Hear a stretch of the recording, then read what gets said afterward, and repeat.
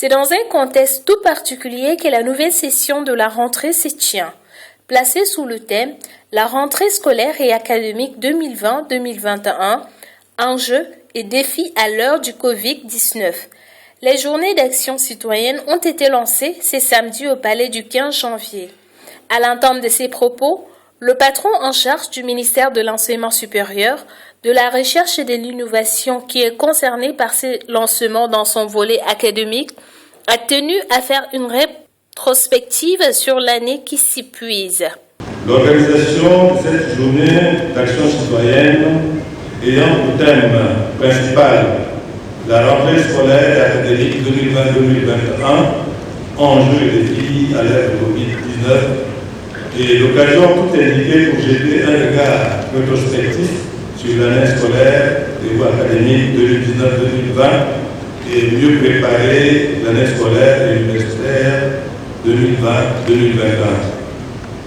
C'est également une occasion pour le ministre de l'Éducation nationale et de la promotion civique de remercier les partenaires clés qui contribuent efficacement à l'éducation, notamment la Fondation Grand Cœur. Il serait ingrat de passer sous silence les efforts de la Fondation Grand Cœur, dirigée par la première dame du Tchad, Mme Hinda Deligno, qui a mis gracieusement à la disposition de nos établissements 23 000 tables bancs l'année passée et entend renouveler le même geste pour l'année encore. Qu'elle en soit remerciée. Le 19 mars dernier, le pays de Toumaï a enregistré son premier cas du Covid-19, ce qui a occasionné une suspension des cours afin de contrer la chaîne de transmission ou de contamination du nouveau virus à corona, ce qui n'est pas sans conséquence. Cette rentrée, toute particulière, a aussi subi les conséquences des aléas climatiques.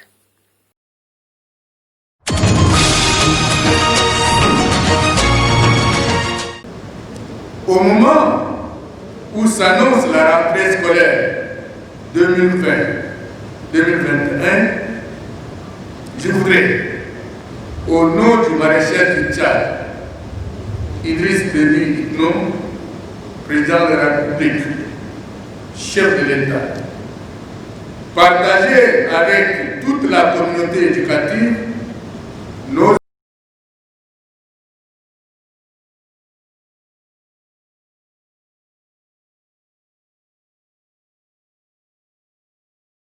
qui ont été largement et opportunément évoqués par le ministre en charge de l'enseignement supérieur tout à l'heure.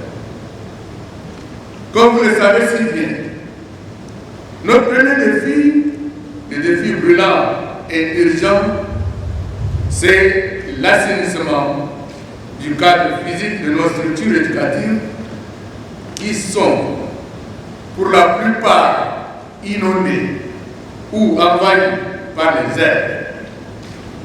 Dans un tel environnement, il est difficile d'envisager une reprise sereine des activités pédagogiques. Le temps presse et nous devons faire vite eu égard aux contraintes et exigences de notre calendrier scolaire. C'est pourquoi nous avons l'obligation citoyenne et républicaine de nous investir dès à présent, si le travail n'a pas encore commencé, pour créer un cadre propice et stimulant à l'enseignement de nos enfants.